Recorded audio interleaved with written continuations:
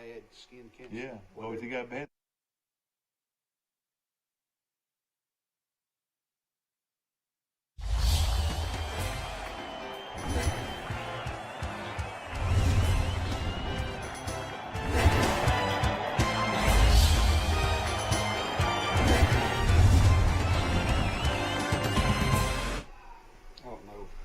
Good morning and welcome to Today in L.A., Lower Alabama. My name is Mike Amos. His name is Forrest Lee, and appreciate Forrest Lee. And Good morning. Let's see if we're far enough apart. Close of course, enough. Forrest Lee, and former educator. Is that right? Educator of youth of Pike County for how many years? Well, overall, Alabama and Georgia, about 32. 32 years as an educator. We're going to talk to him this morning. Mike Amos will be calling in from Florida. A big fire, and anybody that can give us more up-to-date information on the huge fire off 30A in Florida. It started around 5 o'clock yesterday, and it has destroyed several homes and a lot of property. Wow. In the northwest Florida area, and all of this happened around 5 o'clock last night, and it spread, and it went across 30A and into those multi-million-dollar homes over in that area. Wow. And we're waiting to hear from somebody out there that can give us some up-to-date information about this. I know there's some people here that have property in that area. Bobby and Kay Pierce live close Yeah. to that Publix right there. That's right, yeah. And now the public, well, there's several Publix, and of course there's one as you go into West Panama City beach area, and then I know there's another one in Destin, and I know there is another one there at in the 38. Yeah, 38 That's area. where they live, between that and the beach. Yeah, I tell you what, I wish you could call Bobby K. Pierce up and find out how bad it is. I don't know if it's, do you know how to do it? Well, I can call her. Let you call her, yeah. Let's see what we can find out, and just tell her that we're concerned about the fire. See And if I can find her number. And, you know, of course, I'm sure she's heard from a lot of people this morning, but she does live down there and could give us some real up-to-date information about the big fire located. You want her on speaker or? Well, yeah, we can. Or no, you talk to her first and tell her what we're doing. Okay. Just ask her about. Maybe just ease off set if you want. Yeah. We're calling a person that we know that lives down there, and we're not going to reveal the name of that person unless they want us to. But we're trying to find out information about the big fire that started around 5 o'clock yesterday afternoon in just off 30A, the main thoroughfare from. I didn't get an answer. That runs from all the way to from. Well, I would say that it actually stopped there at where Mike is, but Michael, who lived in within just a few miles of all that, didn't know what was going on until about 7 o'clock, and he heard all these sirens coming in from everywhere, and they found out that around the I'm trying to find out exactly what part of the beach it was, but it was around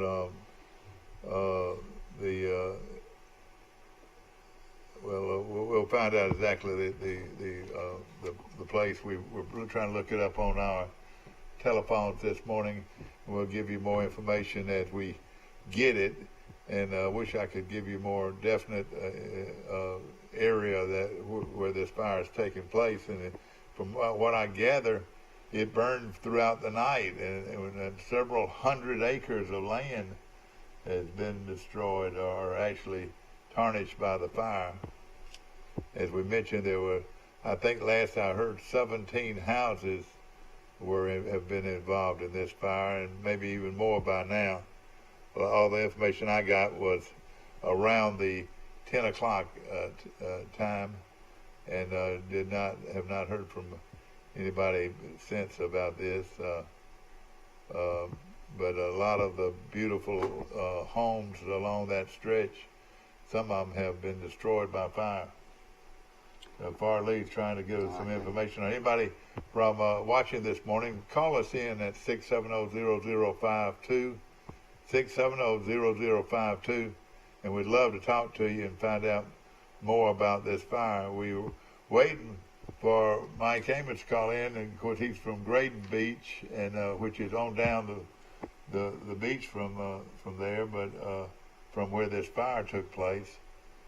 I know several Troy people that have homes in that area. Here's what I got, Mike. Right, this comes from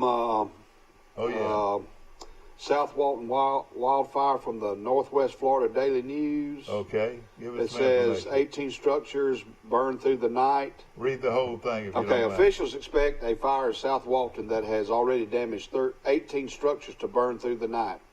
Crews are fighting the blaze, watching for additional fires that may be sparked by the embers, and building fire lines to help prevent the fire from spreading. About 575 acres have already burned by 10:30 Good morning. last night. Hold on one second. From the All right, Choctawhatchee keep Bay on the north side of the famed County Road 38 on the south. Walton Sheriff's spokeswoman Corey Dabaridia said several homes on Thompson Drive have been consumed by the fire. Oh boy. On Thompson Drive. And that's at what beach? Thompson Drive. No, I know. It's South- over. It's where Gulf Place is down here. It's off 393. That's where the majority of the damage is. All right. Now, what's the major spot there? The fire is like around Santa Rosa Country Club. Oh, Santa Rosa. Oh, okay. And I've eaten where we eat and go to wedding receptions and all that. Yeah, view on 30A. Has that building been destroyed, or do you know? I took pictures of the fire last night off of Graydon, off of State Park. It was smoke was everywhere. So I mean, it was going as far down as where we were. 393 from where I live is probably about 10 miles, I guess. Yeah. And and the Santa Rosa Country Club, or at least the old party house there, has it been destroyed, or do we know? I don't know. I think there's gonna be probably some drone. Was it the drones? Yeah. I guess we'll be out and about doing some footage later today. Yeah. I've heard. So I've heard from sheriffs that we know down here through friends that there's several houses burned to the ground. How far is this from our village there, Mike? What? Where I am in Graydon? No. Real nice village on up from you. Real nice village. Yeah, You talking about Watercolor and Seaside? yeah, Seaside and Watercolors. How far is that from Well, I them? mean, Graydon's before that, where I live. Okay. So I mean, if Graydon didn't get affected, Seaside and Watercolor. The Florida South, the fish house. How about the fish house? This is closer to where Louis is. Okay. Louis is on the back. By the Red Bar. So there's an outside chance that Louis, was involved in this as well. So most of this fire was over on Highway 98 then, is that right? Yeah, it was on 98. It started on 98, and apparently somebody was burning some leaves or burning something, and there was horrible winds. Yeah, they were. Yesterday. There was a lot of winds here in Troy yesterday. I was out in the yard. We had some friends coming over, picking up some stuff and doing some stuff out in the yard, and I mean, there was probably 30-mile-per-hour gusts for, at least 30 minutes yesterday. Yeah. And apparently somebody was burning something is what we heard on the news. They were live on the news down here, several places last night, and then live on Facebook interviewing the fire marshal and all that. So, it's a crazy situation. I mean, it looked like an inferno. It started on 98 and jumped 98 towards 30A. Yeah. Louis is not too far from Sandestin. Well, that's what I'm saying. Yeah, this is close to the Miramar Beach. Yeah, that's right. Was to like our church is off 393. Christ the King Episcopal Church is where it was. Yeah. But we knew the whole time. You know, I mean, I could see the smoke. Actually, me and a buddy went down there last night. We're taking pictures of it. We could see the smoke coming our way, but I mean, it would have had to go on over a lot of water to get to us. Yeah, but did it go over? My lakes on 38. But it did go over 38. Is that right? No, it went over 98. But it didn't go over 38. It didn't reach 38. It went down towards 38, towards the beach. Yeah. Yes. So we don't know how much damage is done. Our information was something like 18 houses or structures have been destroyed or something like that. Yeah, I mean, well, that's what was so scary last night. Like, my wife didn't want to go to bed or wanted to know if we should, like, maybe go to y'all's place because there was only like 20% contained last night at 11 o'clock. It's over. The fire is over 520 acres. Whoa. Yeah. Man. So they're not going to be able to even put it out today. It'll probably be several days. Yeah. They said they had 30 bulldozers out and over 120 firemen from local places. You know, anytime. Apparently there's fires yesterday in Milton as well. So there's fires in some other places yesterday. I tell you what,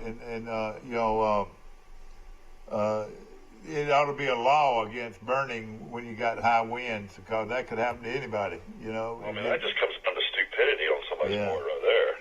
No question about it. And we're talking about it. I'll say this, I drive 98, you know, probably every other day, and in that area where it was just totally on fire, I mean, the pictures were incredible. I mean, that was one of the biggest fires I've ever seen, like picture-wise. Yeah. I mean, I can't imagine actually living there and experiencing that, so... Yeah, of course, some well-known spots off 30A are involved in the fire too, and that's. We'll know more later today. About we're talking about off 30A. We're talking about $4 and $5 million homes, you know. Oh, I mean, it just depends on, you know, if it made it all the way down to the beach. I don't think it made it all the way down. How far is this from Alice Beach, where you're? No, that's way far away. See, you're. Where this happened is you're more bringing in the tail end of 38. If anybody knows where the famous restaurant is, Stinky's Fish Camp. Oh yeah, no, yeah. And all that, it was more down towards that way. That's where Guff Place is. Yeah, exactly. Now, there's a real famous place there now that everybody goes to called Shunk Gully, and they're the same owners as the Floribama. So that's a real famous place down there that a lot of people go to that it was definitely affected. Oh, you think it might have burned down, you think? Well, I mean, I don't know. I mean, we don't know the reports, you know, what's all burned to the ground yet or not. So, I mean, I did hear this morning, though, they said that 30A is open and 98 is open. So they must have it contained pretty good. That's good news right there. I mean, a lot of that is like, you know, national forest, you know, just or state forest, you know, where, you know, a lot of that was. Well, that's good then. That's good then. Well, not for the animals, but you know, all kinds of animals live in the bear. Yeah, you know, there's a lot of deer, a lot of black bear down here. Yeah, that's right. Amazing how many black bears seen down here. A lot of alligators. Yeah. Yeah. They come out of those alligators. woods. I mean. Oh, Steve used to hunt those lands, I'm sure. It'll be interesting to drive down that way. I probably won't drive down that way today, but maybe tomorrow I'll try to get out and try to go look at some of it. Well, we got Forrest Gump on our show today, Mike. He spelled his last name Lee. And in fact, you're a descendant of General Robert E. Lee. Is that right? Don't think so. I wouldn't bother if I did. You got your Sigma Chi fraternity jacket on, and you take great pride in that, don't you? Kind of cool, yeah. I mean, I was cold outside, but cool outside, windy. Yeah. But Christopher Joel Amos. Christopher Joel Amos visited his first cousin Mike this past weekend. Isn't that right, Mike? Yeah, he was down here. Give us a little scoop on Christopher Joel Amos, Lieutenant Colonel Christopher Joel Amos. Yeah. Does that surprise you that he's done so well? Not one bit. We went to Saudi Arabia together. Yeah, I knew that. It was scary when y'all went. He was 19, but man, when that boy got on that bus to come out, I had tears going down both my eyes, and I said, no, don't take a young Chris Amos and take him to war. And we thought that's what was happening. Right. Everybody, you're talking about overrated. Man, we thought we were going into a battle with a unbelievable foe, but we didn't. Well, our commander was Jimmy Copeland, whose office is right above here. He might be storming down those steps in a minute. Yeah, Sherman Stafford. Don Jeffrey was there. Sherman Stafford. Don Jeffrey. Don Jacobs. Somebody told me that Don Jeffries and Chris took a little trip while he was down there. Is that right? I think they did. You can make a few wrong turns. Right. Everything looked the same, didn't it? It did. It's all desert. But tell us about Chris Amos. He was born and raised in Troy to my daughter-in-law Linda and my brother Joel, and what a young man. He's super. I don't see him much because he's a commander of a Tallahassee unit, and maybe some type of combat or infantry unit. But in fact, they told him to do something the other day, Chris, and he didn't share this with us, but it's something I heard through the grapevine. Ronnie Baker was telling me. Ronnie said when they go to the training that Chris just got back from, that means that they're getting ready. You never know. And people don't realize that our guard is just that far from being on the front line. That's true. I mean, they got so many units that are service support units. Yeah. Like water purification, movement control, all those kind of things, supply. But Ronnie Baker, I was full-time in the Guard with Ronnie. Sure. We called him Murdoch because he wasn't quite right. Y'all call him what? Murdoch. You remember the 18? He had Mr. T? Yeah. Well, somehow somebody pinned the name Murdoch on Ronnie Baker because he wasn't quite right. The son Ronnie Baker. The son of the late Harry Baker, right. 2 bits, 4 bits, 6 bits a dollar, all for the Trojans, stand up and holler. And there wasn't the Mafia. Yeah. I guess they need to bring the Mafia back. Oh, I can hear a bunch of I can hear the voice. Yeah. I can hear those voices right now, especially of Harry Baker and E.C. Oswald and all the great ones. But back to my nephew, ladies and gentlemen, I'm going to do a little bragging this morning. Tell us about that experience now that you had with him in the Guard. Building up to where he is now. He was in college. He was probably a sophomore, my guess. Wait a minute. He's in college, and they sent him off to war. I mean, y'all were sent off, prepared to go to war. Well, we didn't know exactly what our role would be. We knew we were a movement control team, but basically what it was, Greg Mobley was 18. Yeah. 18 or 19. He went to Pike Liberal Arts as well. Sure. He was from Brundage, but those were the youngest two. Then I think I was the third youngest. I was like, well, maybe I think I was the third youngest. I was like 30. Yeah. I just got married in July. But, for Chris's perspective, he was probably a sophomore in college. Was he playing ball at Troy State? Yeah, playing baseball. Playing baseball, maybe a catcher or something. Yeah. And I really didn't know He was bartending at the front porch and Cheers. Okay. Wait a minute. Okay, playing baseball on the side. Is that right? He was a real class act bartender. There's no question. But anyway, I knew he played at Charles Simpson, but I didn't know Chris that well. And I knew, and I really didn't know he was a Sigma Chi at the time because I was in Georgia. You knew him because he was Mike Amos' nephew. Is that right? Well, I knew that I knew Joel. Exactly. And I knew you a little bit at the time. Yeah. But he was just, quiet and content. And where I lived in the front of the tent, and he was kind of in the back with the younger guys, with Greg. But, it's just like But it was a scary, blur. though, wasn't it? It was like a blur, not knowing what was going to happen. We stayed at one place for about 6 weeks called Cement City. Uh-huh. The government had bought or rented that place as an old cement plant. Uh-huh. So we were basically on concrete and asphalt. Well, I'd had ankle surgery. And so when they did PT and all that kind of stuff, I didn't run. I couldn't run. And, we sat there. This is the first Desert Storm now. Is that right? 1990. We were the real general. We basically were at summer. We were at summer camp and got put on alert. And so they sent us from Camp Shiv in Mississippi to Troy, Alabama to finish our summer camp. And then they did a lot of bring all your equipment in, check it, this, that, and the other. Then we all were sent home. The next thing you know, I get a call from Lee Gardner.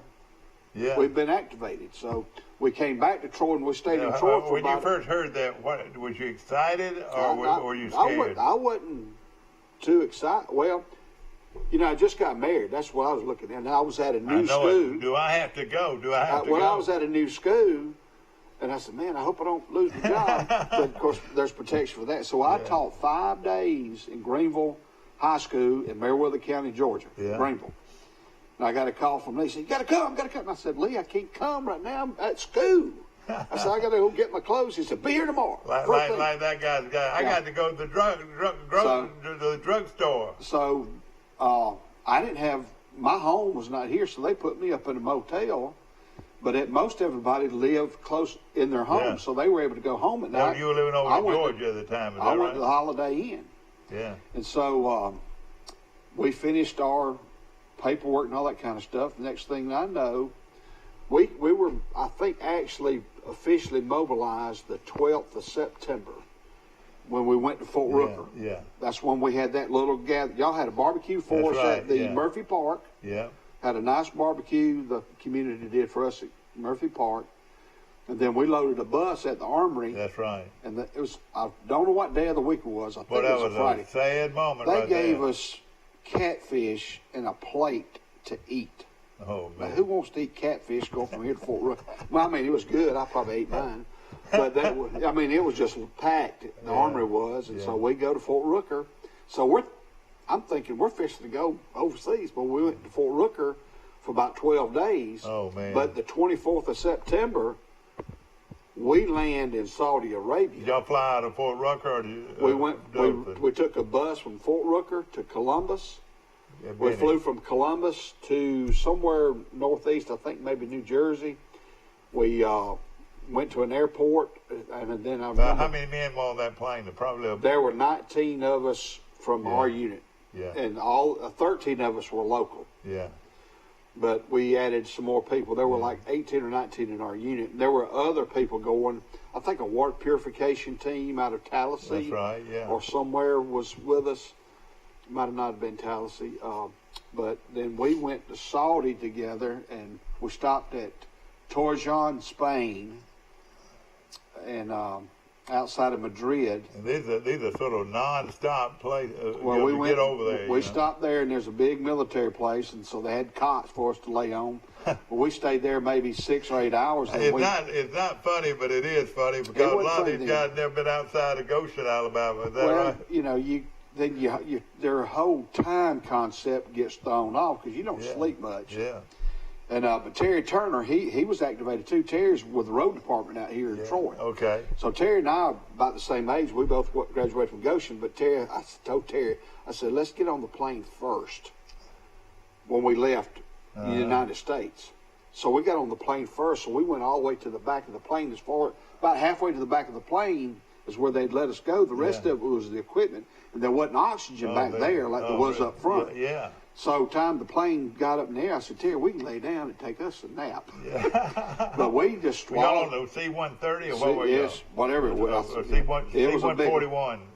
It was a monster. Yeah. And your seats were not regular seats. We were against the plane, the sides of the plane.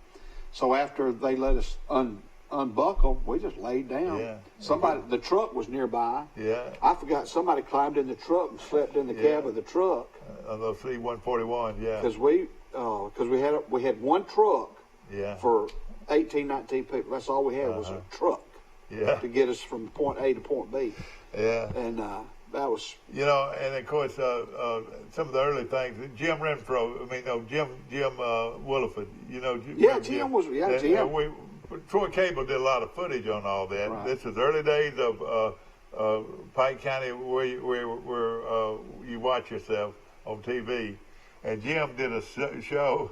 Christmas party. And he showed everything, and he showed where you went to the bathroom. Oh, yeah. He went down to all, we said, what is he doing talking about that? But he did, and had a regular production.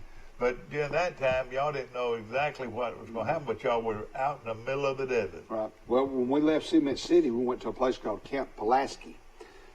wherever that was. So we went way out in the desert, and talking about latrines, your latrine would be about 300, 400, 500 feet. That was a long walk to the latrine, Yards, wasn't it? Yeah, for sanitation purposes. Yeah.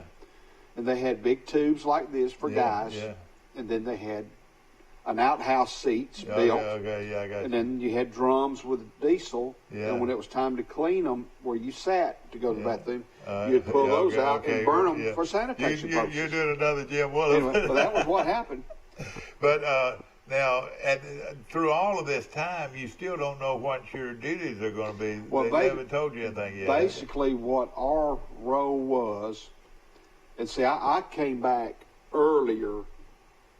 I mean, I was in the desert, but I came back early because of an ankle. Oh, okay. You were lucky, weren't you? Well, I looked at it. Did you feel like you were lucky? No. Here to answer that question, I felt bad leaving those guys. Yeah. But when they sent me on sick call, they dropped me off and were going to pick me up the next morning. But when the team physician from the West Point Academy, Dr. Arciero, evaluated my condition and my surgery, he said, you should have never come over here. Yeah. And when we were at Fort Rooker, I told Jimmy Copeland, I said, Jimmy, I don't want to use my ankle as an excuse not to go. I want to go with y'all. So I was mobilized, but the Dr. Arciero said, you should have never come over here. Jimmy Copeland, he caught a lot of shots back over there. But so Dr. Arciero said, you're going back. So Jimmy and Lee Gardner. Going back? Jimmy and Lee dropped me off at the hospital. They were going to pick me up the next morning because it was about a 6-hour drive from the desert. Before they got back, Dr. Arciero had already ordered me in a plane going to Germany back to the United States with what I had on. So Jimmy and them had no idea I was going back. And so when I got back to the States... They thought you were AWOL, didn't they? No, they told them where I was. And but the only thing I had was my clothes. And we're talking about a boy that hadn't been too far away from Goshen all his life. But anyway, so I go to Germany. Yeah. Then I come home and I did some time at Fort Rooker. I mean, I did some military stuff at Fort Rooker. But I felt bad leaving those guys. Yeah. But at the same time, I'm thinking, I'm fixing to come home and I'll get to see Jody. And I had just gotten married. So I was torn. But I wished I could have stayed with those guys for the purpose of being with the guys I drilled with. Yeah, I didn't want them to think I abandoned them. So what made me feel the best is while I was at a church wedding in December with Jody, I had a weekend off from Fort Rooker, and I opened up a Bible for the church starts, for the wedding starts. Yeah. And it says in Deuteronomy chapter 24, verse 5, when a man hath taken a wife, which means get married, he shall not go to war, nor shall he be charged with any goods for 1 year. So that was the Lord's way of telling me for us. Deuteronomy. So that eased my, because you worry about what people think about you. Yeah. And I didn't want those guys to think bad about me. I didn't want these guys over here in Troy at the National Guard Army to think bad about me. I didn't want my friends to think bad. Well, he got to come home before they did. But it was an injury, but it was the Lord's way of reassuring Forrest Lee, hey, it's okay. Well, I didn't realize you could quote scripture like that. That's great. Well, when it affects you that way, you're exactly right. It does. But all of this conversation started, of course, we're talking about a big fire that's going on right now off 30A in Panama City, Fort Walton, northwest Florida, I would say. It's in between Miramar Beach and basically the Blue Mountain area. Yeah, of course, I've been to Blue Mountain. That's where my restaurant is that I like so much, Goat's Feather. But, it's close to Goat Feather, so yeah. But going back to Christopher Joel. Yeah, we're talking about your nephew, your cousin, Christopher Joel Amos. He has he's flying high in the sky. Yeah. He's like an eagle. Did it surprise you that, of course, he was a disciplined young man. He was not ordinary, was he? And I say, you're talking about Simon Kai, but what made Chris Amos is his mother and daddy. Yeah. Chris Amos has brought honor to our fraternity. He's brought honor to the Alabama Army National Guard. Sure. He's bringing honor to his mother and father. That's right. Just think what his I hope kids they think. watch it this morning. I mean, just think of his 2 children. Yeah. I mean, he's salt of the earth. One of them was a big shot with Coca-Cola. His daughter, what a big successful young lady she is, no question about it. Allison, yeah. Chris is salt. Yeah. Well, I mean, the reason Chris is in the National Guard is because Joel was in the National Guard, wasn't he? Yeah, well, probably had a lot to do with it. That's the reason I joined, because my daddy was in the Korean War, Navy, and you still cash your check every month too, don't you? Well, I retired. I got benefits when I turned 60. My brother's a Marine. Yeah. Now back to Chris. Of course, he was always we were all close to me. He would help me coach my football teams and all that, And of course, he was a Sigma Chi fraternity and everything, but he was always disciplined. He knew where he was going. He no doubts at all. Hey, in 10 years, there's no telling where that Russell's going to be. Might be the Adjutant General of Alabama. Yeah, he might. That's my prediction in 10 years. Yeah, that's something. And of course, we're talking about Chris Amos, who was born and raised over on Orange Street in Troy, Alabama. Lives up in Prattville now, and is the adjutant. He's lieutenant colonel with the Guard. With a Tallahassee unit, and I can't think of that unit. I could look it up, but he's a commander. He's a commander. Yeah, he's full-time Army, though, right now. Is that right? Army National Guard, yes, sir, active duty. Yeah. But his son is, what's his son's name? Or, and he got a Camden in the family? Oh, yeah, that's right. Because he was the commander of the Camden unit. When he went over there as commander, and I think they lost one soldier to an explosion or something. But he was the Camden commander when he went back. In Camden, Alabama. His daughter is Mary Camden, and his son is Brooks. Beautiful little girl. Yeah. And then Brooks, his son. Now, of course, we appreciate all the kind words about my nephew, and of course, he will rise to the top, no question about it, one day. But we were talking about people forget all of that, and that turned out to be a short war. But before that war, before there was a shot fired on our behalf, there were some scared soldiers because everybody was talking about gas. They were talking about the gas, all kinds of crooked war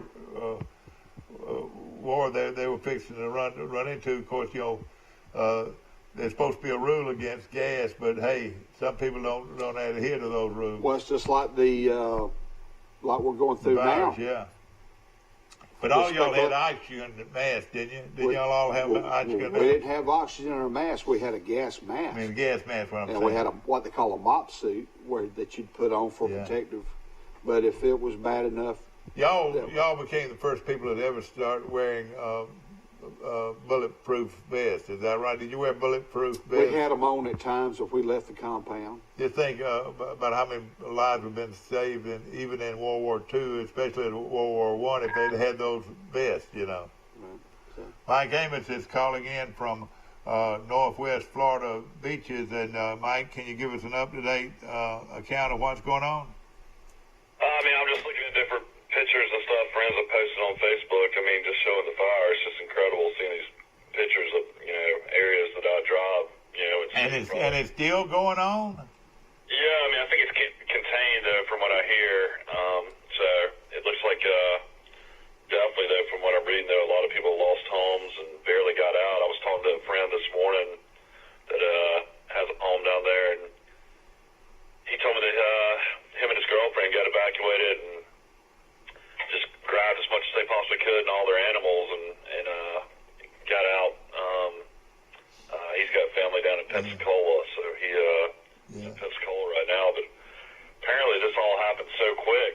It started spreading rapidly once it got off, when it jumped the road on 98, heading towards, 30A. So, I don't know. It looks like it's going to be really bad. Having to look at all these pictures of homes that are destroyed later. Oh man, these big fine homes. When you cross that, there's a lot of nice homes down there, but when you cross that 30A line, we're talking about $4 and $5 million homes. Isn't that right? Well, easily. I mean, I'm just on the street I live on. I mean, literally, there's probably at least seven to 10 houses over $5 million. I'd say. Yeah, but of course, this is happening. In Creighton. But what does make me feel better, but at the same time it makes me wonder, is that road is open. I would have thought that road would be closed, Mike. Well, it makes you think that, that they've been able to contain it overnight.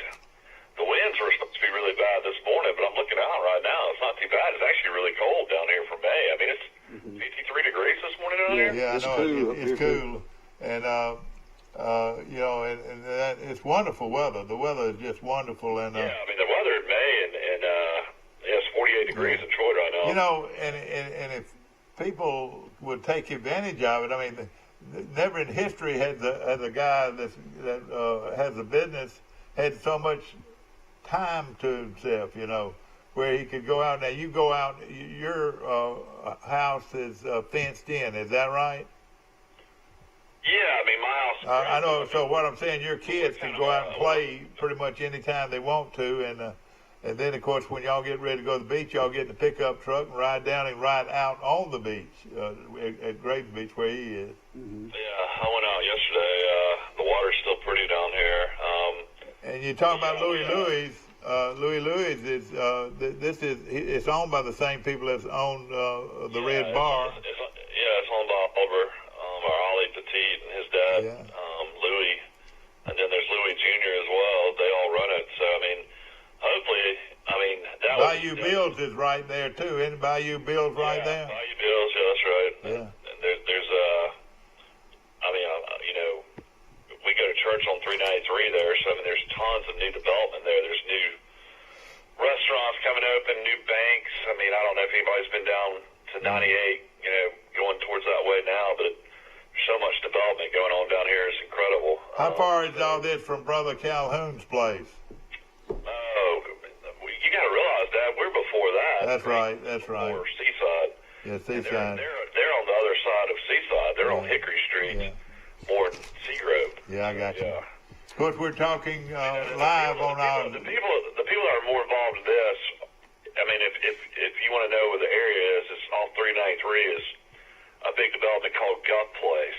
Yeah. And that's where a bunch of restaurants and shops are. There's like a little amphitheater there where is that where we went New Year's Eve?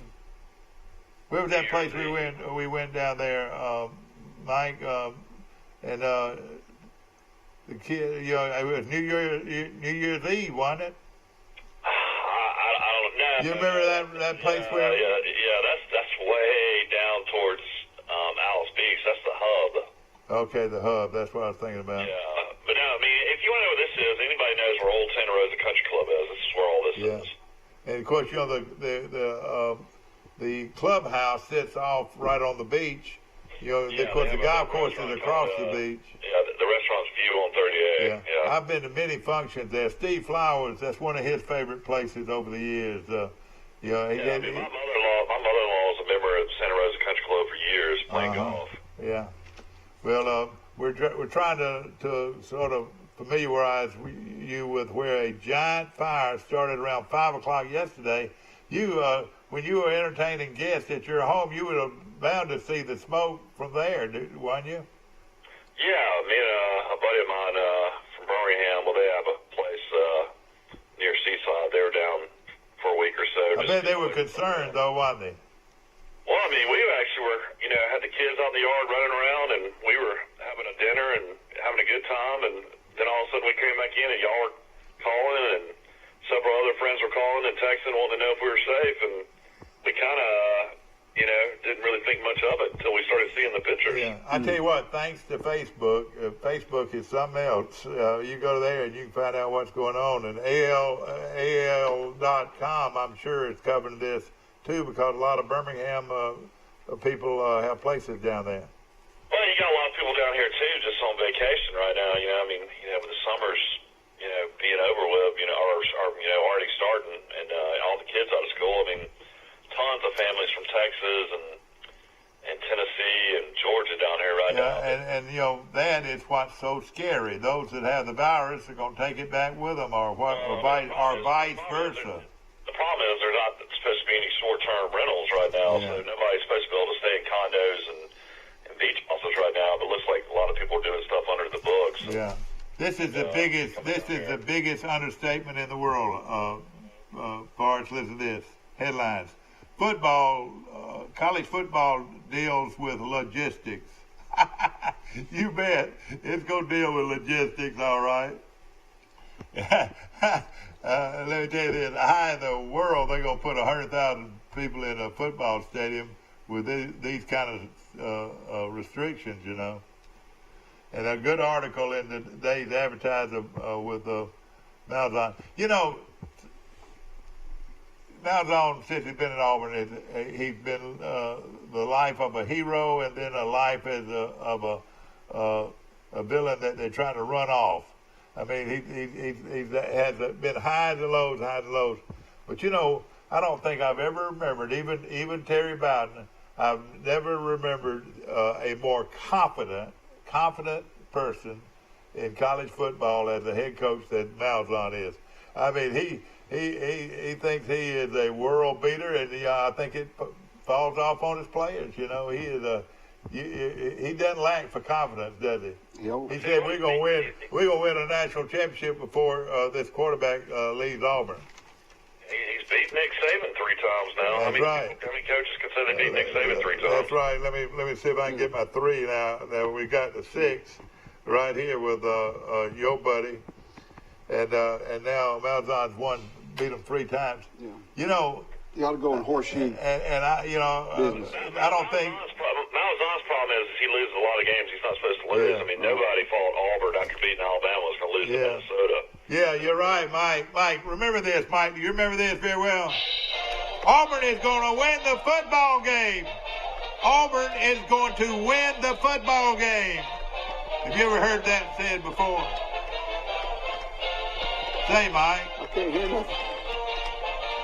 Hit him high, hit him low, bum, bum, bum, bum, bum, bum, bum, War Eagle. All right, Mike, here you go. Are you on the line? And we got a hold on right now. The problem is right now is you've got Malzahn has lost now over 4 games. How many years in a row now? It looks like 6 years in a row he's lost over 4 games. That's right. So, but he ends up doing something good enough to keep his job, doesn't he? He went 8-5 in 2014. He went 7-6 in 2015. He went 8-5 in 2016. 2017 he went 10-4. In 2018 he went 8-5, and then in 2019 he went 9-4. Yeah, that's something. Most Auburn coaches wouldn't be able to keep their job with that kind of record. All right, Mike, I'll put you on hold a minute. We got a call coming in, and I'll put you on hold and bring you right back. Good morning. Good morning, you're on Today in L.A. How you doing? Hey, Mike. Will Matthews. Will, are you still down at the Yellow House? I am. I know you got a yellow house, you got a house in the mountains, you got a house in Honolulu, you got a house in, what about this fire, Will? Are you familiar with what's going on down about 10 miles from you? Yeah, we could see it last night from our house. Yeah, you could see, actually see the fire? Oh, absolutely. I mean, it lit up the sky. Yeah, isn't that something? All right, I'm going to bring Mike in here. Hold on a minute. He's at Graydon, not far from you. Hold on a minute. Yeah. We're going to put these guys on in a minute right here. Isn't it nice to have a good telephone? Both guys are on. Mike, you're on. Will Matthews is on. Forrest Lee's our in-house guest. We're having a good time this morning, but we're talking about some pretty... I got to ask Will an important question yesterday. We're talking about the best college baseball teams ever, and Will made a comment that the best team I ever faced was 1975 Texas. Did you play baseball at Vanderbilt? No. Very limited I did. You were on the baseball team at Vanderbilt. This is news to me, Will Matthews. I tried to make a comeback. And he was a pitcher in Ozark, Alabama. Yeah, but he got hit in the face and had major surgery. So did Herb Score. Yeah, I was not supposed to try it, but I did. My roommate, Scott Sanderson, I don't know if you ever heard of him. He played for the Expos later on, but Texas was loaded. I mean, they beat us like 8-0 when we played them. It's bad. Yeah. So you played golf and lettered in baseball at Vandy? I didn't letter him. He just walked on, tried out. I Well, that wasn't bad. You played though, didn't you? Well, you know, it's just. Of course, Will was a bright young pitching star growing up in Ozark, Mike, until he got hit in the face with a line drive. That's right. Similar to you, I'm sure you definitely heard of the most famous hit by the pitch was when the young Herb Score was hit in the face by Gil McDougall's line drive, and he never played another. Well, he tried to come back, but never could. You know, I'm surprised more people don't get hurt like that. Yeah, you're right. You're exactly right, especially with these metal bats. These metal bats ought to be outlawed. Well, they're so less powerful than they used to be. They basically kind of deaden the bats. Well, I hate to refer to these. I hate to refer to these guys as yuppies, but when you go over the bridge and head down 30A, you're talking about a bunch of highfalutin tourist people. What do you think? And people that own back in those days, Vanderbilt didn't have any baseball scholarships. They might have one too. Yeah. But not many. Yeah. Well, we're back talking about the storm that's going on. Not the storm, but the giant fire going on. It's right near Michael, isn't it? Well, no, he's on the other side of it. Well, no, I mean, it's like we were probably a 5-minute drive from having to evacuate. I mean, that's how close we are. We're trying to get in touch with some people we know that live down there, but they probably. They said in the middle of the night the sheriffs were going to come and knock on everybody's door and make sure everybody, knew they had to evacuate if it was to get worse during the night. And my wife, we sleep with a loud noise machine on. I know it. Night. I mean, just so loud you can't hear anything, and she made me make sure it was barely on last night. So, why do y'all do that, Mike? Why do y'all sleep like that? That is unreal. Because we have little girls that need noise machines. They sleep with them, and then we sleep with them too. I know it, and it's loud too. The ocean. Michael, I've got a question. I've heard two different stories. I've heard that this was a controlled burn got out of hand, and I've also heard that somebody intentionally set it.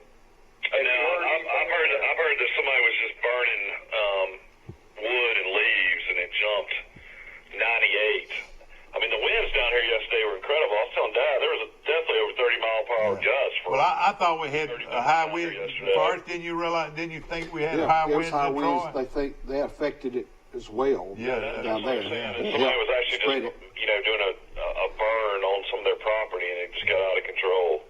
Well, I tell you what, I bet when it's all over, said and done, there's a lot of valuable property that's been destroyed down there. I bet. This happened several years ago in Gatlinburg. Those two kids were, I don't know if it was cigarettes or firecrackers or whatever it was, and half of Gatlinburg almost burned down. Well, I tell you. Now I hate to say this, but luckily a lot of this was on state park land where nobody lived. Is that right? Well, no, we've heard from sheriffs that we know today this morning. There's several houses burned to the ground. Oh man, oh boy. Yeah, it's near Santa Rosa Country Club, Will. Yeah, Okay, I've eaten lunch there several times. They have a wonderful restaurant there. But you've been down to the beach all week, man. You living life of Riley, is that right? Well, it's relaxing. We living the life of Riley. Where does that come from? Do y'all know? I know. Do y'all know?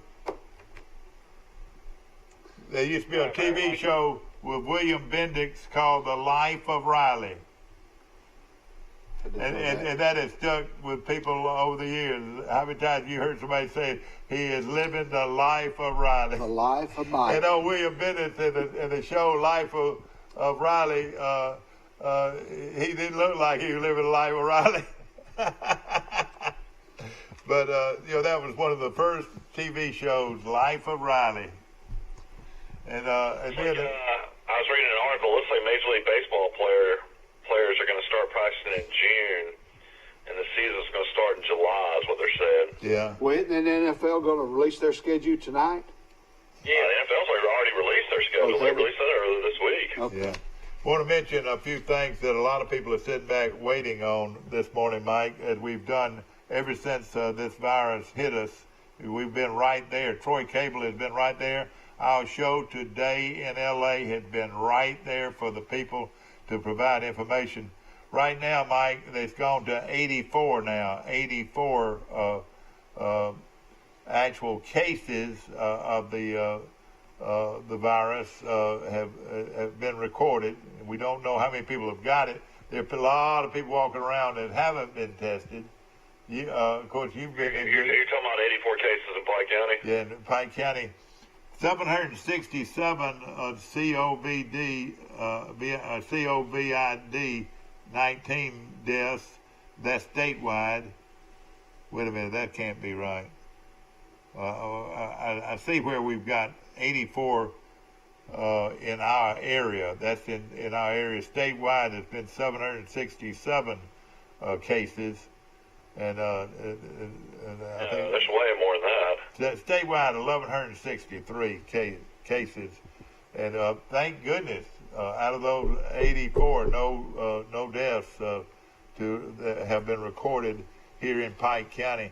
Statewide, the state of Alabama, like we just mentioned, the confirmed cases. This is the state of Alabama. What we see here, 8,691. The COVID COVID-19 deaths statewide has been 343, and statewide, with the virus and actually been released 1,163. So that's the way it looks statewide. National figures of the coronavirus cases, 1,263,000 cases. Deaths, this is nationwide deaths total is 74,810. And then they say here 213,000 have been recovered. So evidently they've had the virus, been treated and released. I would think that's what that means. What do you think? I guess that would what. But of course, again, we're conscious of Pike County, Alabama, and right now that's 84 cases with no deaths to report. Would also mention, very important, it's on your screen, bottom left-hand corner, 670-5409, 670-5409.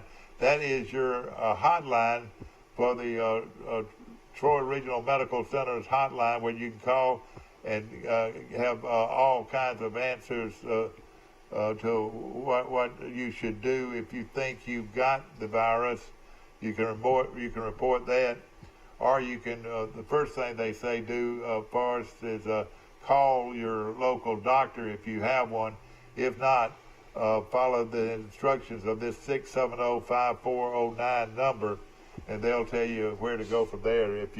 They say this: if you're having breathing problems, go to the doctor. Go to the hospital right now, or call 911. Breathing problems are the thing that they are more concerned about than anything else. Of course, they're also concerned about those big four. One of them now, as Mike mentioned, is bad headaches. If you're having a bad headache, could that be one of the symptoms, Mike? What do you think? Well, that's what they say. They've added that to, the signs of having the coronavirus. Of course, your temperature, if it's 102, if your temperature is 102, go to the emergency room. That is very important. If your temperature is 102 and it's been that way for several hours, whatever, go to the emergency room. If I've got 102 temperatures, I'm going to the doctor. I'm going to the emergency room. What do you think? You're supposed to call your doctor first, and then they're supposed to tell you the next. But that will be one of the first warnings that you'll have is the temperature over 102, and then of course you've got to watch your the other vitals. One of them, very important, was if you're having a hard time breathing, and that is something that you need to see. Call 911 and have somebody come out, or or have somebody taken to the emergency room. If there's so that would be the main thing, is the breathing part of it. If you're having a hard time breathing, you've got some problems, and especially to go with 102-degree temperature. I've looked everywhere, and I bet you I've asked this question 10 times at least. I'm not exaggerating. Do y'all have a thermometer? Do you have a thermometer, one that works? Hey, it's very important, and I've got the only ones I've been able to find were children's thermometers, and I don't know which end you're supposed to put it, in your mouth or whatever. Oh man, Nick Severa, I hope you're having a great time this morning. Good morning to my attorney, Nicholas Vera. Of course, Nick's one of the best people I know anywhere. And I know he has had tremendous concerns about his homeland, and his homeland was New York and New Jersey. And he had worlds of friends up there that he grew up with that have faced some real dangers with this virus. Mm.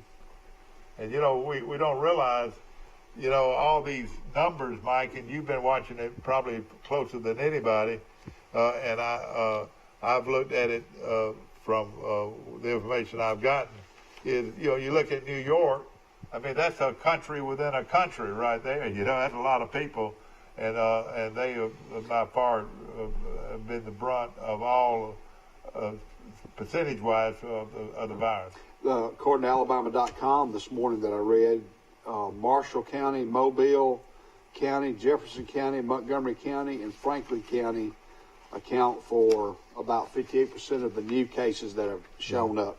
Now, those are the still hotbed counties as of today that are having a little bit I keep hearing about, he's walking around, he feels good, he doesn't think he has anything wrong with him. Before we're going to really know everything is for everybody to have actually been tested.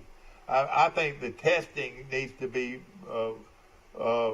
raised more, because there's so many walking around sick people that they don't even realize it, That, what I'm saying, they might not be having a huge effect on them, but it might be on somebody else that they have been close to, Mike, we just ordered 100,000 tests in Houston counties.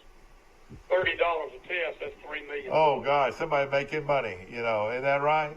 No, actually they're not. I mean, the people they're buying the test kits from are not making any money at all, hardly. I mean, but who they paying $30 for the Abbott Laboratories is who's doing it. Well, I tell you what, I would pay $100 if I had to, just to know whether or not I had it or not. I think most people would like to know if they have it or not. You don't have it.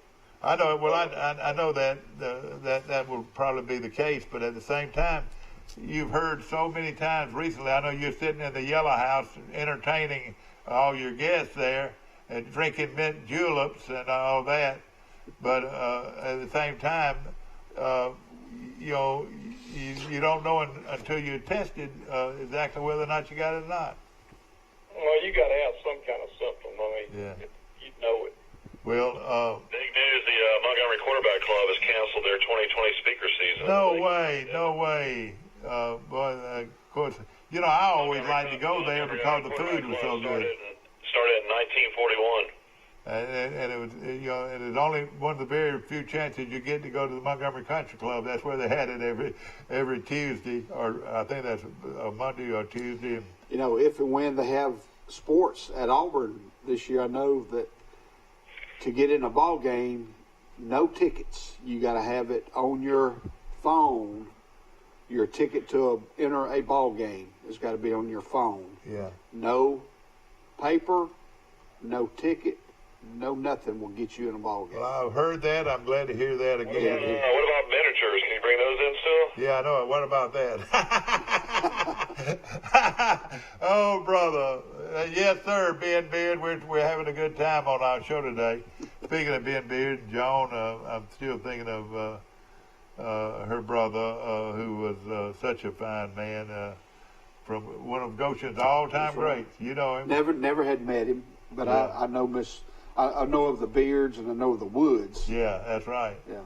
I remember going in the old wood store at one time. Do you really? Buffett Beard. Yeah, that's right. The wood store. You know, Buffett Beard was Buck Corley's and Ben Beard's, of course, Ben Beard's in the uncle, I reckon. In the summertime, Goshen got a grant to get water, public water. And I worked for J.R. Sanders in the city of Goshen one summer, but I'd go eat lunch at Bufford's with him and Miss Gladys and Billy Grant. Yeah. And I'd get Venice sausage, crackers, and a Coca-Cola. And I'd sit there with them and watch the Days of Our Lives. You'd get Vienna sausage, crackers, and a Coca-Cola. And if somebody come in the store during the Days of Our Lives, Bufford made Billy get up and help, wait on them, because him and Gladys are going to watch the Days of Our Lives. Yeah. I was sitting there right there with them, watching it. Okay, that's something. That was pretty neat. Yeah. I miss those days. That's right. And of course, her brother was one of the greats of all time in Goshen area, and was on a team that went to the state playoffs in basketball. In Florida, they're allowing 25% capacity at restaurants. What are the rules in Alabama? Are the restaurants allowing people inside, or is it just still takeout? Pick-up only? Still takeout, as far as I know, Mike. Let me just tell you a few places I've gotten food from this week. I've gotten food from Crows. That's pretty good food, isn't it? I've gotten food from. Is that Crows C-R-O-W? Apparently, C-R-O-W-E is the only C-R-W-E, those Crows, Cheryl Crows, and that's wonderful food. And then, of course, several other great places that we. I got a half shell yesterday, or day before yesterday. Got food from the half shell, and. So what about Sisters? I thought they were doing takeout. Well, I haven't been able to reach them, and I need to call them this morning and see what they're doing. And let's see, I've got food from the country club. I've got. Almost all my meals are coming from some vendor, like that, some restaurant. I got breakfast at Sunny South this morning. Yeah. You can't hardly get in there. Yeah. Or any morning. Doesn't matter if it's this COVID. Jimmy Norman from Goshen, Alabama. You can't get in that restaurant. I mean, that store. Well, you know what everybody wants, don't you? They want that pork chop. Well, they get their lunch, their breakfast and their lunch. All those workers. That's right. And of course, those pork chops are wonderful from Jimmy Norman's place. And the gas is some of the cheapest gas you'll find anywhere. Mm-hmm.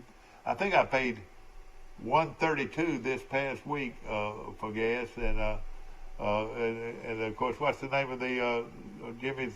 Sunny South. Sunny South is you can really save money on gas. There's no question about it. They got good food too. But a lot of these vendors, and of course, I'll tell you another one that is doing very, very well. Don't feel sorry for Hook's Barbecue. Man, they're in lines. I mean, what you do, you pull in and you give them your order, and then you go and they park you, and then they'll come out just like the old-fashioned girls that would be the old days, and they give you your food and you ride off.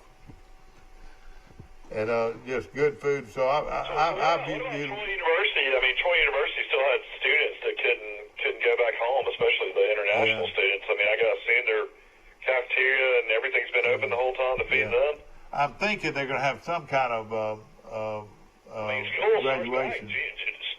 School starts back June 1st with students on campus, so that's right. Things should be coming back to normal pretty soon. Are they going to let them on campus, or is that going to be the fall? Yeah, I don't know. No. Let me tell you what. Jack Hawkins said they're supposed to be on campus. Yeah, well, I don't know about that. Now, let me tell you this. I know this, that the people that work for Troy University are supposed to be there on June the 1st, that work for Troy University. I don't think it's given a date what time the students will be coming in, but I know the people that work for the university are supposed to be on the job by June 1st. Yeah, I need to read up on that. Have they decided if there's going to be football this fall or not yet? No, not yet. Yeah, and let me tell you this, and I think I've got the remedy for letting people into the stadium. It's going to be just like going to get on an airplane. You're going to have to walk through a place where you stand there, and if you and they're gonna check you in like you do at an airport. That's strict. And if you got if you're positive, you do not get in the stadium. Period. That sounds right, doesn't it? Well, they don't have a test that can do it that quick. I know, but why not? Well, why not? I mean, I've got a friend of mine that's been waiting for 5 to 6 days to hear from a shot. Well, you can't test people. I know. Well, and why is it taking that long? I mean, why does it take that long? We're talking about 6 and 7 days. Is that right? Well, you got to send it to a laboratory and have them examine it. Yeah, that's right. Mike Amos is reporting. Yours truly, Mike Amos, reporting from our studios on at Troy Cablevision on South Brundage Street in Troy. Lee is with us too. Forrest Lee, right here to my left, and then of course Will Matthews, our attorney, is calling in from his vacation home. You got guards at both ends of your fortress there. Is that what y'all call it? Your fortress? The Kennedys would call it a compound. What do you call it? I've got a 7-month-old and a 17-month-old. Have you enjoyed it? Have any of them been crying during this interview? No, they're asleep. Hey, that's something. Have you gone by Thomas's Donuts this morning, Will? Oh yeah, I've already been. You've already been? Was anybody up there? Yesterday I saw him. Everybody was 6 feet apart. Well, let me ask this, Will. Did you wear a mask? I did. All right, I was wondering now. What are they going to do about your bald head now? You got a hat for that, don't you? I had my master's hat on. Well, every master's hat pretty much that I got through you, but Will, and I've enjoyed them, every one of them. Yeah. Will Matthews, of course, golf now. Ned, I rode by the club yesterday. There were golfers everywhere, and they were one per cart. Mm-hmm. How about that? One rider per cart. That's right. That's what everybody's doing. And Troy golf course is in excellent condition. I don't know if you've seen it lately, Will, but you know a good golf course when you see one. But Tony has really made that an excellent golf course. Oh, yeah. I mean, the greens, you know, one thing that a golfer wants to know is what kind of greens do we have, you know. I can deal with fairways not being perfect, but greens, you want them to be perfect, don't you? Yeah, that's the you got good greens, you got a good playable golf course. People that want to play golf during this time, we want you to stay at home, but if you just got to get out and play golf, where are some of the better public golf courses that you could play if you wanted to? The Highlands in Dothan. The Highlands in Dothan. And, of course, that's part of the Robert Trent Jones courses, and they're very nice. It's very nice. Dothan National and Dothan's nice. Used to be Olympic Park. Yeah. Ozark Country Club is public. Yeah. Is it back open and everything? Oh, it's been open. It never closed. Okay. And around this area, that's what. Now, how about Fort Rucker? Do they allow public to play at Fort Rucker? They don't. Fort Rucker, you got to be a military. Yeah. Bud and I used to play there. I don't know how we were able to get on, but I tell you what. Now, listen to this. This makes a little sense.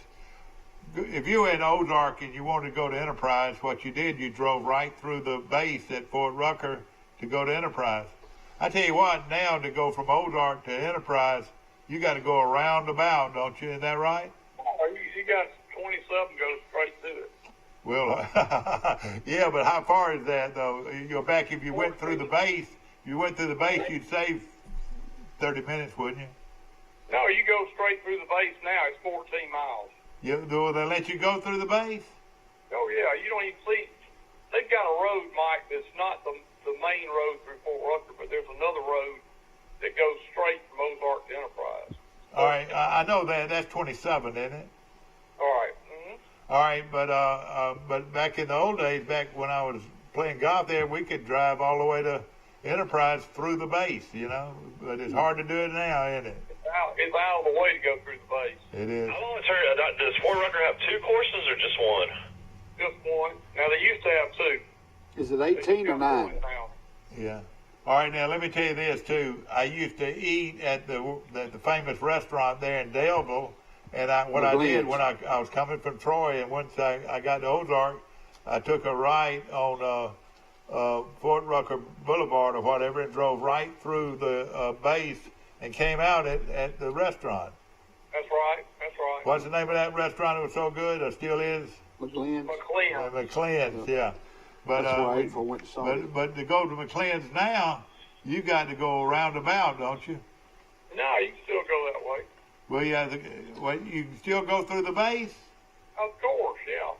I didn't know that because they've turned me around 2 or 3 times. Well, I'm glad to know that. Here's Dr. Jack Hawkins' statement. He said, after careful deliberation with senior leaders in accordance with the new guidelines issued by Governor Kay Ivey, and police announced Troy University will reopen and resume standard work schedules at all its campuses and locations effective June 1st. In particular, I'm excited we're going to welcome students to campus for an in-class instruction for fall semester, which begins in August. So you're right. All the faculty and teachers will be back on June 1st. Now, see, that'll enhance Troy a lot, though, because a lot more people will be back at work at Troy University, which is going to enhance the economy, don't you think? What? I mean, you would think they've been in Troy the whole time. Well, a lot of them have probably gone back to some of their other, old homes, sites or wherever. The new students will have, I think, 2 options. They can come on campus like they normally do for that orientation, or they can do it online. Yeah. But at one time, they were thinking about doing it all online. But now I think they have 2 options: come on campus. Be interested to see how sororities and fraternities try to do rush. I don't know if they'll try to do that or not. Well, sororities, they have their rush a week before school starts in August. Yeah. And fraternities, they start. They have summer stuff, but now that usually is in the fall. Yeah. The week after school starts. Yeah, and of course you wonder where they, these kids will live. Will they live in the dorms or whatever? Yeah. Fraternities aren't, or the sororities are just booming. Yeah. But fraternities are kind of. Yeah, that's right. Taking a hit for some reason the last couple of years here at Troy University. Yeah, exactly right. And I'm sure one guy that's sitting back right now is the Park Band. One of the great college bands in America is located right here in Troy, and they haven't had any place much where they can go to play. Mike, I don't know what. Hopefully they'll have some jobs going before long. Yeah, I mean, there's a lot of people I know that are musicians, and a lot of people are just playing on Facebook and kind of doing live shows on Facebook to try to just get any kind of money. They're doing, Well, one of these bands down in Northwest Florida, one of the popular bands in Northwest Florida is a band called Jed Clampett. What is it? They're a bluegrass band called Dread Clampett. How did they get that name for that band? But it is a world-renowned band. From that, they pretty much have turned into Christopher and Kenny Campbell's house band. They play in Troy all the time now. Dude, I know it. And they're great guys too. In fact, last time I saw him down at Red Bar, he comes walking through all the tables and all the people and shakes my hand, and it made me feel like somebody when old Jed Clampett came and shook my hand. Yeah, they played in the yard at our house in Grayton for my wife's 40th birthday party down here. I know it, man. Your wife knows a lot of people, and that was one of the first things I thought about this fire. And ladies and gentlemen, thank you so much. Coffee. And the guy giving us coffee every morning, ladies and gentlemen, is a young man from Oregon. He's Oregon. He thinks he's just a tad better than everybody else. Just a tad better than everybody else, because he's from Oregon. Yeah, your favorite movie ever was shot in Eugene, Oregon, Animal House. Boy, I saw a good movie last night, and I'm starting to see. I would love if they showed Animal House today. I would go home and watch it. I love that show. I just loved the way they did that show. It's not over. But, is it over when the Germans bombed right. Pearl Harbor? Mike, listen, they claim that there's a good restaurant in Highland Home, Alabama, but I don't know the name. Do you know the name? I tell you what, man, you advertise for somebody that's not been a sponsor of ours in 22 years. I just asked you a personal question. Do you know the name of that restaurant? It's called the It Don't Matter Restaurant. They should send us a check every month as much as we talk about them. Wait a minute now. What did you say the name of that restaurant was? It Don't Matter. It Don't Matter. Mike, don't get smart with your daddy old TV. One more time. Tell me the name of that great restaurant that everybody talks about in Highland Home, Alabama. It Don't Matter. I think it's the It Don't Matter Cafe. I don't know It Don't Matter. I want to go to lunch.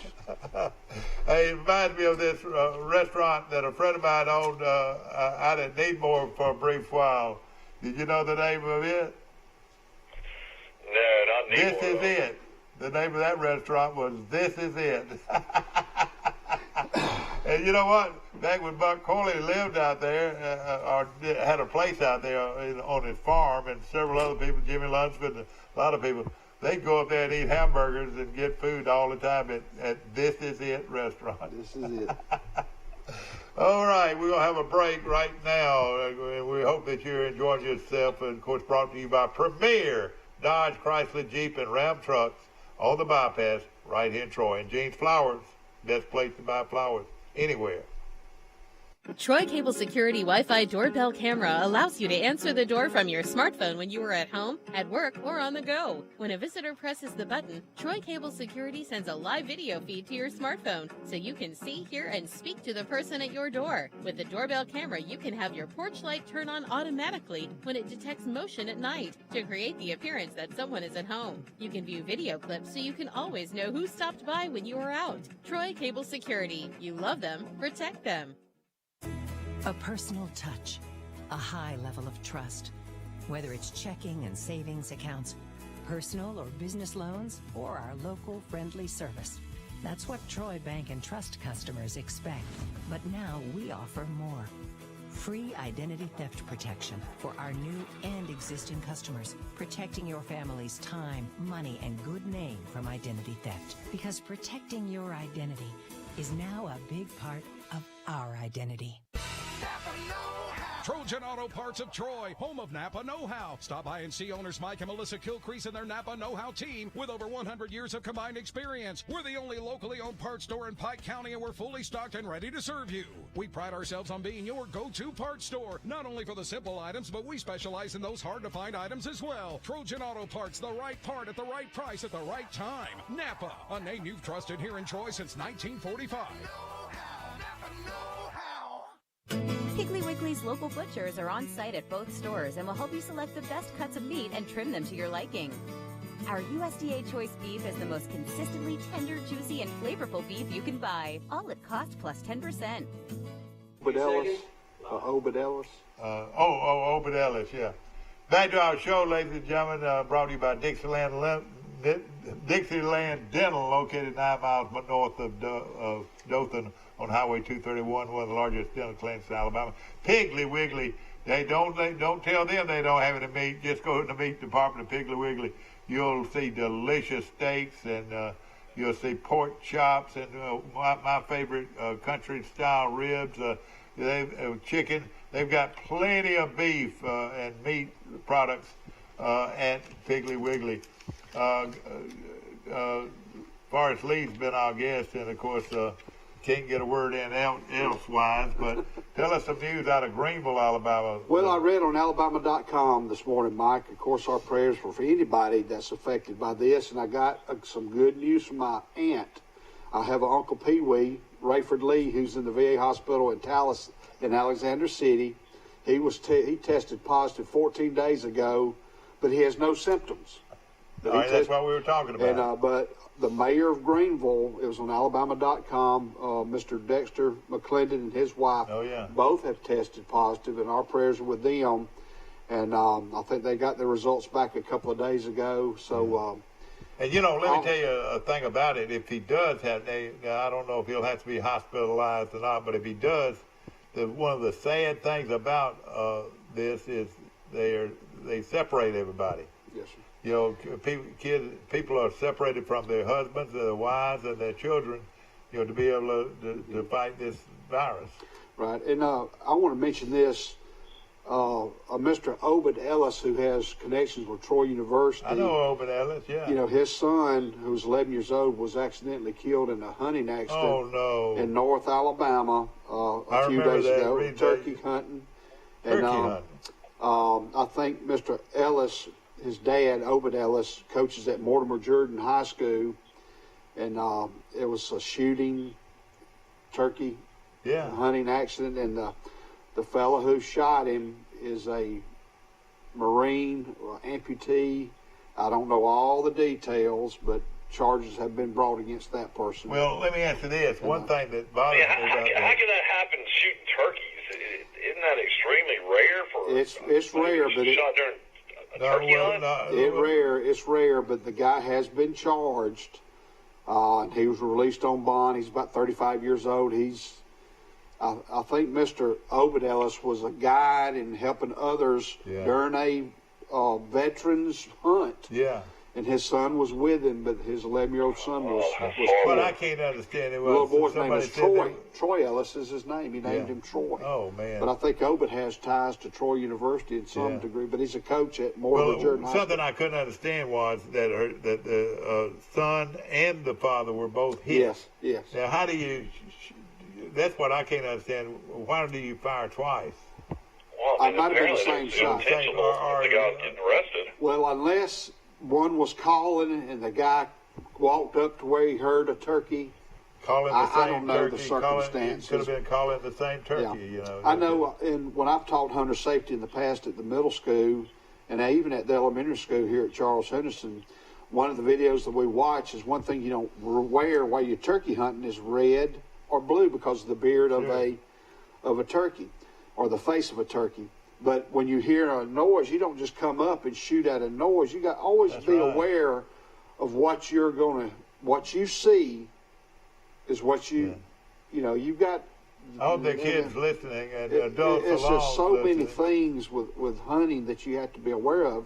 Don't shoot unless you know exactly what you're shooting at. I used to go to the dog drives up in Needmore and up in that area where they had those big dog drives. People bringing their dogs and they go, several miles up the road and let the dogs out. You talking about when you're going to Walking Heads? No, I'm talking about a dog drive. Having dogs chase the deer. That used to be a big thing, and then there was a big hunting club, and I always wondered, how they kept, straight where everybody was, But they did a good job of it. But that could easily happen deer hunting if you didn't watch it. I've heard of cases, especially when you throughout the years of just you shoot at movement. You don't do that. There's a lot of factors going on, and when you pull that trigger, you can't pull it those back. dog drives, you'd be sitting on a stand. They'd put you on a stand. You could hear the deer running through the woods. You could hear him, and he would get louder and louder, and the louder it got, the closer the deer got. And then that deer might just pop out of the woods in a fairly open area. Then that's where you get a shot at the deer. Mm-hmm. Well, that's not what happened in this case. This was a turkey hunt, but it's just some of the things I'm sure you've taught in hunter safety. But anyway, I've always wondered in my life how many times you've had scopes on you out there cutting down all those trees. Crow Hill. Well, you know what? The first thing I say, man in the woods, man in the woods. A couple of the my woods. Item of local interest, and y'all may have mentioned this before. Scott Taylor Renfro at Pike Liberal Arts School, he's a kicker and punter for Pike Liberal Arts.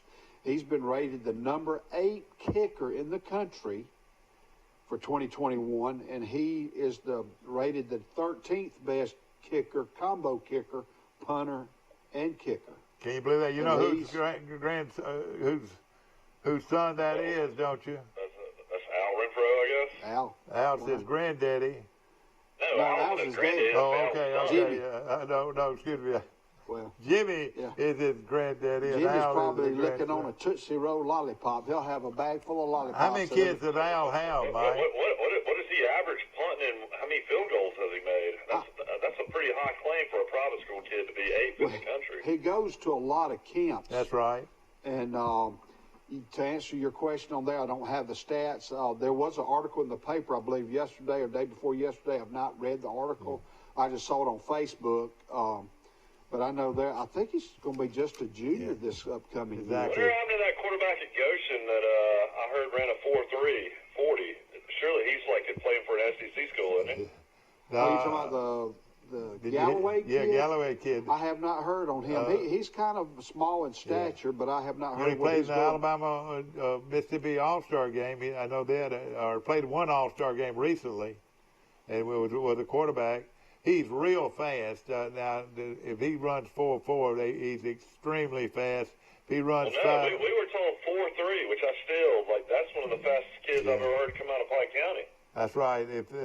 I will debate that 4.3 call. I don't think we've had a kid that run 4.3 maybe in the history of Alabama athletics. C.K. Panton didn't even run 4.3. Yeah, he did at Auburn. He ran 4.27 at Auburn when he got there. Yeah, and think Dawson Hammond. He's still on the roster at West Florida. Troy needs a punter. Our punter just decided to just quit the team or transfer out his senior year. He did, Sumter's gone. Why didn't the Hamlin kid transfer to Troy? Hamlin can boom. And I liked him too. And it tickles me because I haven't heard whether that guy's been picked up or not. You know, his daddy's he's my doctor, and then of course I love his granddaddy. Yeah. Nick DeAndrea. Oh yeah. Nick's about 6'5", but anyhow, I know Dawson Nick is a pretty well, good kid. yeah. He's about 20 years old, I think now. Exactly right. Dawson. They're trying to bring back to boxing. How old is he now? Mike Tyson's 53. 53, and there's a promoter out of Australia that wants to bring him in for a charity fight. To fight who, do you know? One of the, I didn't read the whole article, but they want Tyson. George Foreman fought like that for years. Surely he couldn't go up against Tyson. Now, he was one of my favorite fighters when he was young. And what caught me about George Foreman, in the 68 Olympics, he was a heavyweight champion. Yeah. And he came out. When he won, he came out with the American flag. And if you remember, it's the same time they sent the 3 sprinters home. Yeah. When they got on stage, that's right. Yeah. The fist with a black glove. Yeah. And they sent them home. But when Foreman won his bout, he came out with the American flag flying it. And the Foreman was a great boxer, and this was a phrase that was used that's been heard many, many times. Down goes Frazier! Down goes Frazier! And I mean, I don't know if I've ever seen anybody hit harder than when Foreman hit Frazier. Frazier was trying to run away from him, and he caught him right there. And, of course, then, though, he met his match when Muhammad Ali got in the rope-a-dope and tired him out just like that. Yeah. He fought the whole 5 or 6 rounds just like that. And Foreman was pounding him and pounding him and pounding him. And then Foreman started wearing down, and then Ali comes back out and knocks him out. Do you remember that? I do. Zaire. In fact, on Troy Cable, we've seen a lot of these former boxing matches. Mm-hmm. They don't come close to boxing like they did back those days. You know, one of the things that Foreman thought that he might have been a little bit drugged and that the ropes were looser than normal because Ali was laying back on them ropes. Exactly. Boy, I tell you what, Frazier and Foreman and Ali and were all 3 great boxers. And I think Cassius Clay or Muhammad Ali in 1964, he won the Olympic medal as a light heavyweight. That's right. I believe. Oh, did he? I used to enjoy to watch Olympic boxing. You remember this name, Bobbitt, Dwayne Bobbitt? He was he was a Olympic boxer, but it was a big deal. A lot of people think the greatest boxer of all time was the Cuban, the guy that won the Olympics about 4 or 5 years. What was his name?